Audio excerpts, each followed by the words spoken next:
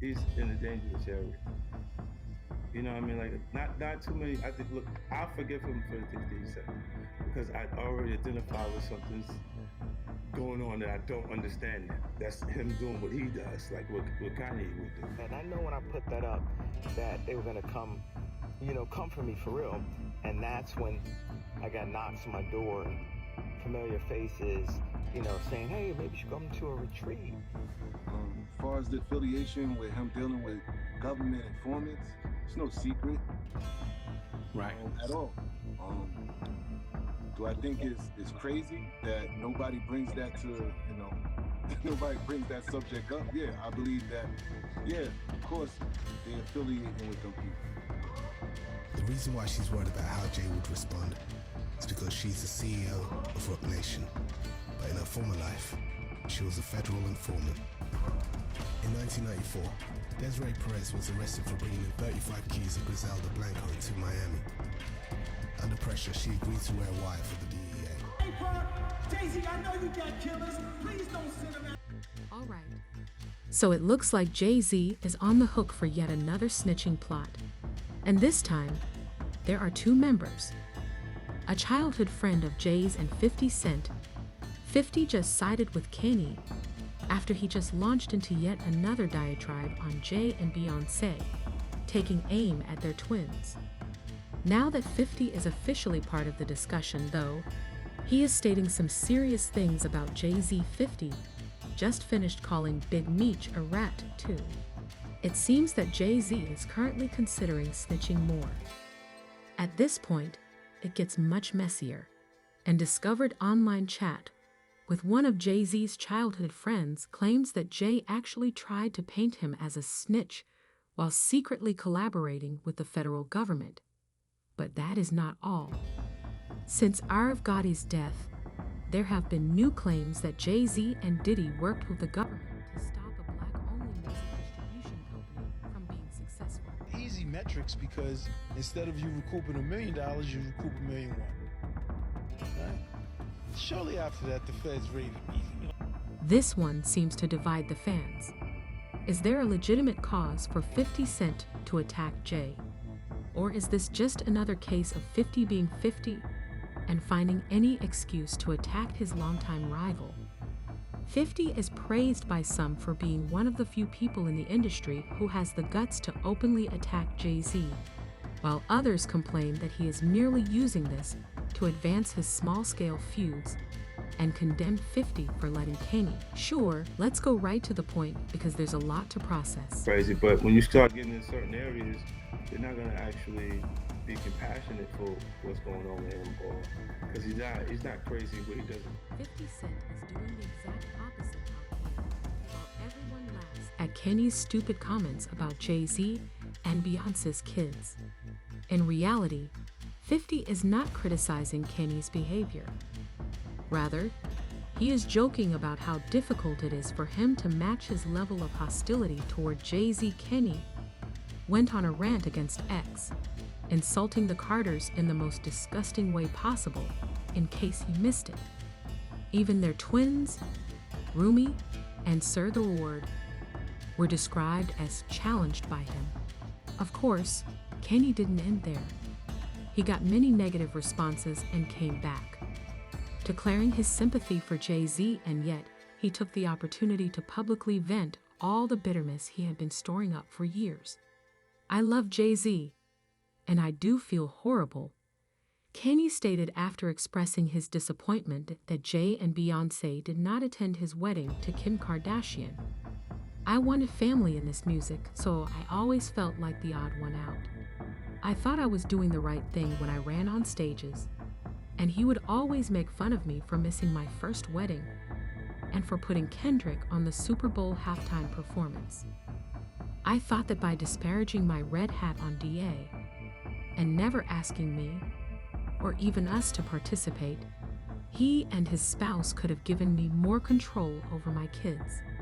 By leveraging their cultural position, they could have stopped the Kardashians from just dragging me along with their pains. Thus, both of them, since I was the one in need of them. If you thought that was the end of it, though, You must be witnessing one of Kenny's outbursts on X for the first time. He continued to publish after his return, addressing the Carters' accusations that Jay and his wife are Jewish slaves, and he would never apologize for. That statement about Carter's twins, "Until they help me with my children, I will never apologize to the Carter family." The Carters and the Kardashians are essentially the same, with the exception that the Kardashians are former traffickers.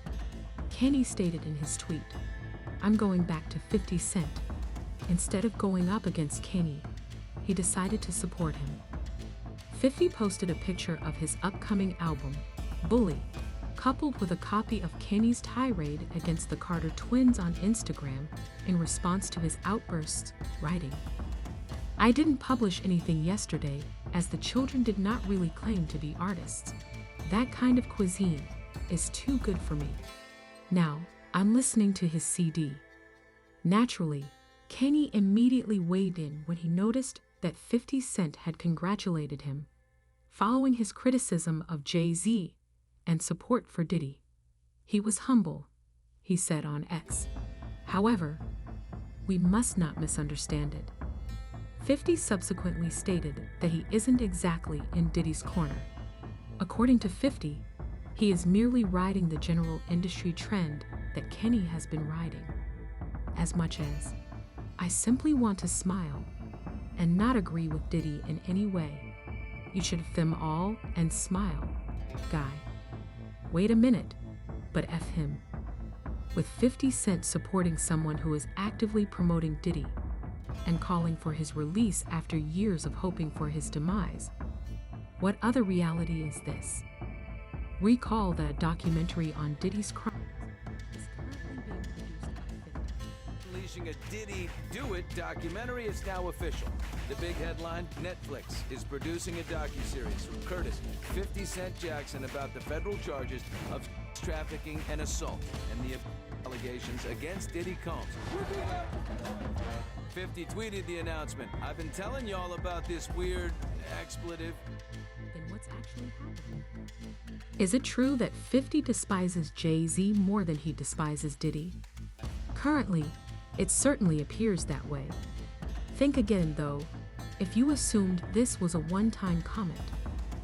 50 is reportedly getting ready to label Jay-Z as Snitch to drag him in the same way that he did Big Meech. Is this about disclosing the truth?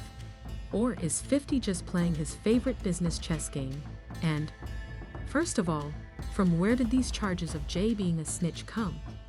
In a recent attack on Jay-Z and Beyonce, DeHaven, a childhood friend, said that Jay had tight connections to federal informants, particularly his right-hand lady Desiree Perez. The real reason Jay has remained untouchable, according to DeHaven, is that Diddy and all of his former friends and business associates are being kicked out one by one.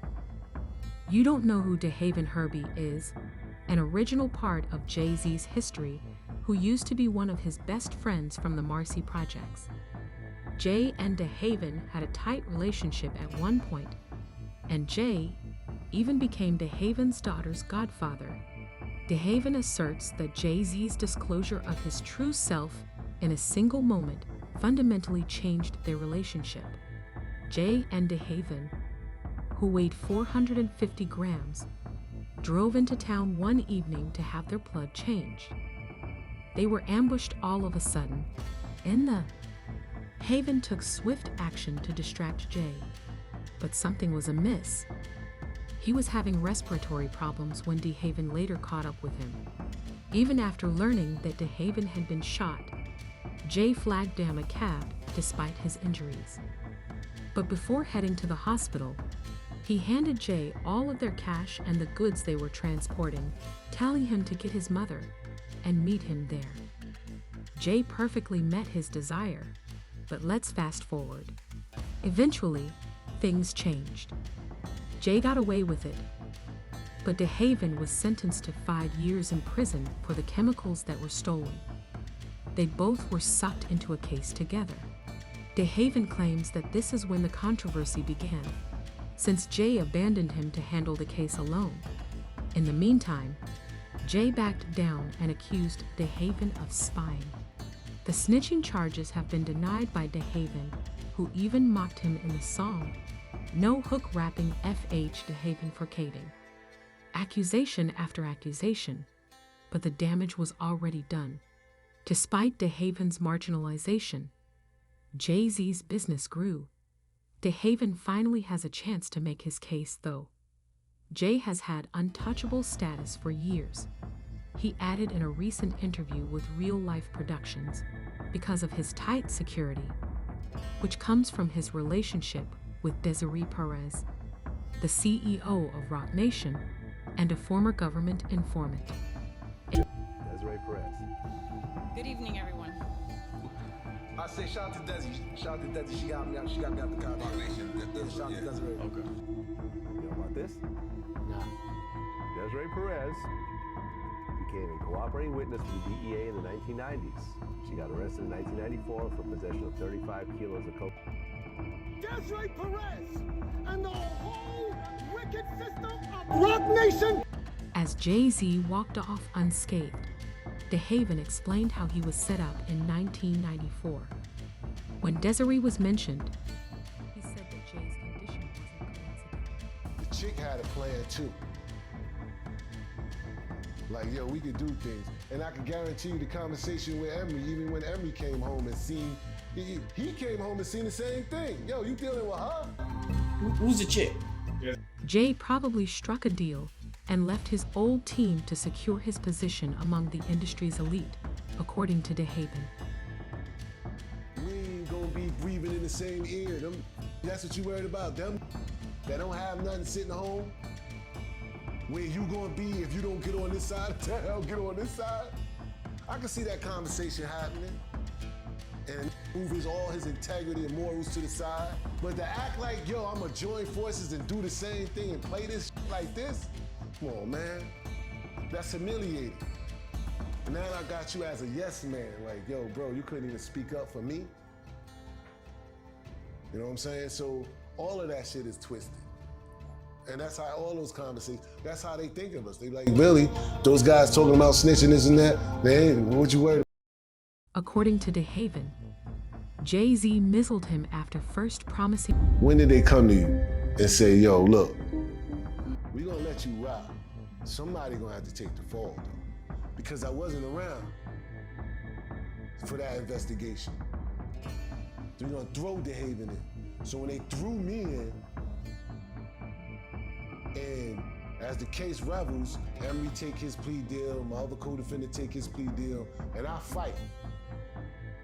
I'm fighting. I got my lawyer in my ear talking about, yo, if I can get you 20 years, if I can get you 20, would you take 20? Because I ain't got no off on the table. They want the L from me. And I'm telling my lawyer, we ain't looking at no paperwork yet. The fuck, what we doing here? Right. You understand? Well, we ain't looking at no paperwork yet. And I ain't gonna take 20. 20 is life to me. We gonna fight. Then when I do look at the paperwork. DeHaven claims that Jay interrupted him not only for private reasons, but also probably as part of his deal with Desiree and her government to obtain his own. I win my case and come home. You don't want to talk to me. You think somebody put a battery in his back? Maybe they put. You don't want to talk to me. This is what I'm trying to tell you. Like, what is the reason why you don't want to talk to me? So is it that? You scared to tell me, say, yo, man, they got me. There was nothing I could do. So why you say you was gonna help me? You know what I'm saying? Then it just don't add up at some point. And then, DeHaven refuted that Jay would be the next to fall after Diddy, saying that people were looking at it the wrong way. As a member of the same clique that brought down Diddy, Jay is not just another target. Therefore, Jay is not the target of discussions about the higher-ups, the Illuminati, or whatever you want to call them, because Jay is, in DeHaven's view, Jay is them people. If you do the history of most of the people that got in trouble in the industry, big trouble, who they went to for help? When Lil Wayne was in trouble, who'd he go to? When Meek Mills was in trouble, who'd he go to? Meek Mills said it himself. Desiree helped me. You understand? So, how could he be up next? You know what I'm saying? He is them people. They go to him when they got problems. And what they gonna say if he don't come up in nothing? What they gonna say? Told you. He ain't got nothing to do with that. They still gonna cover it up anyway. You talking about a woman that had a relationship with the feds for 20-something years, right?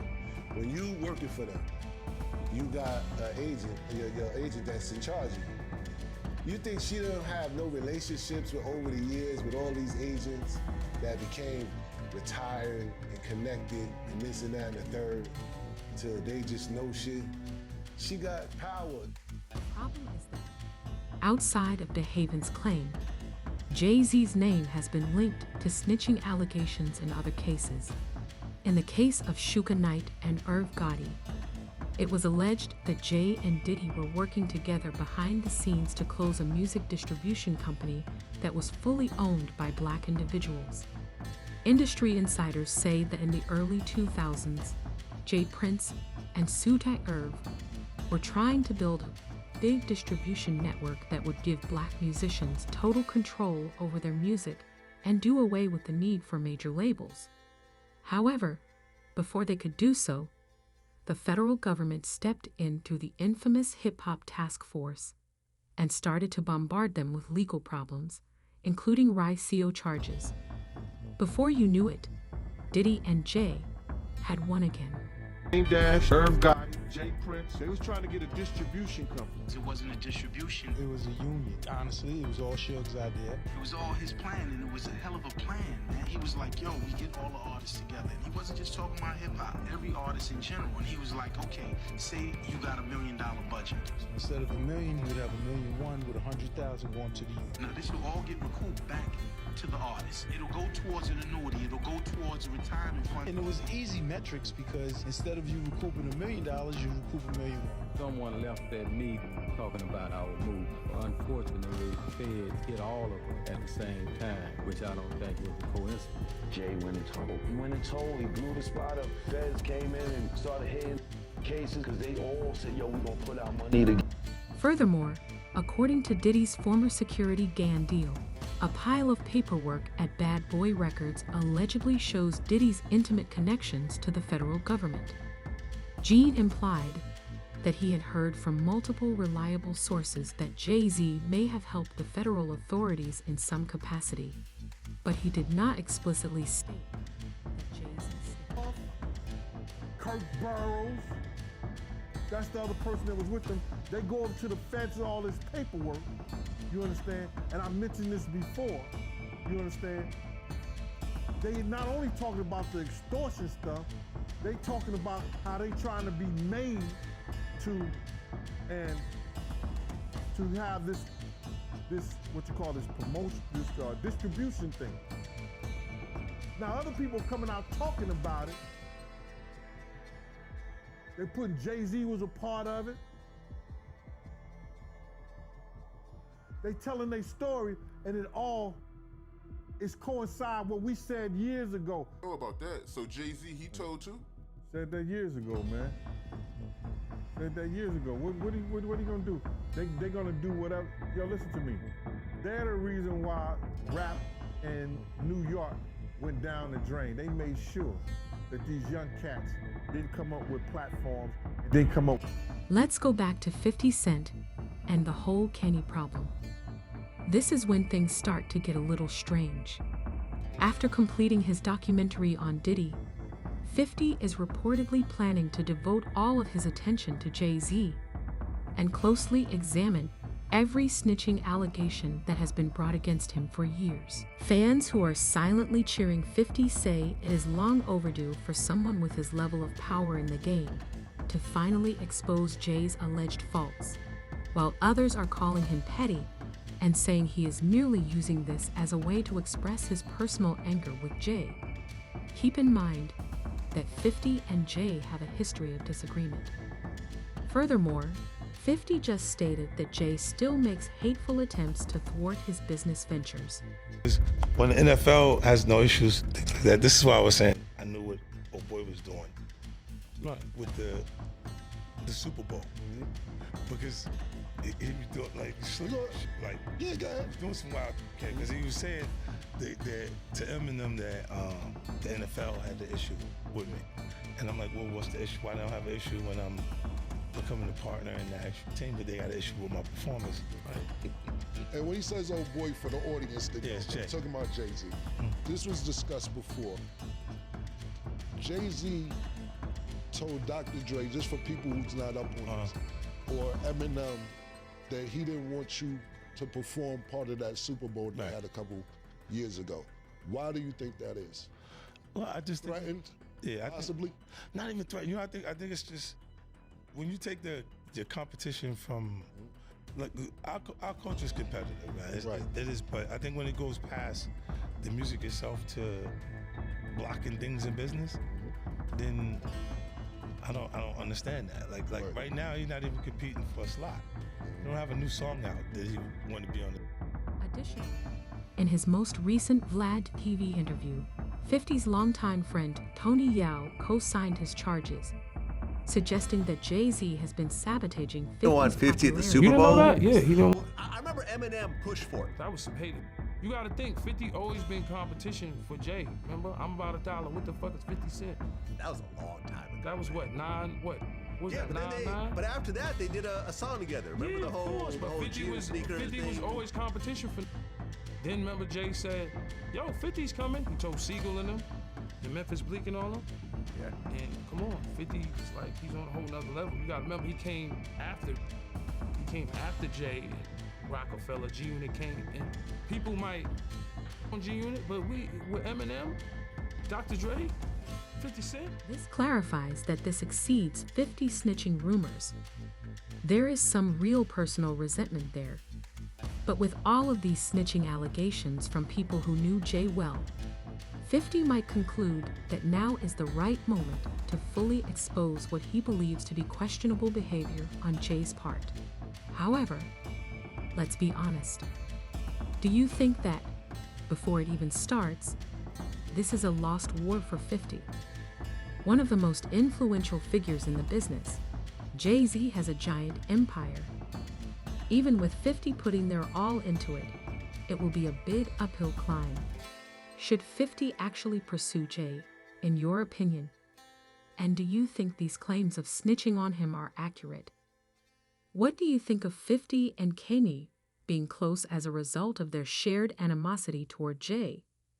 Don't forget to check this out next.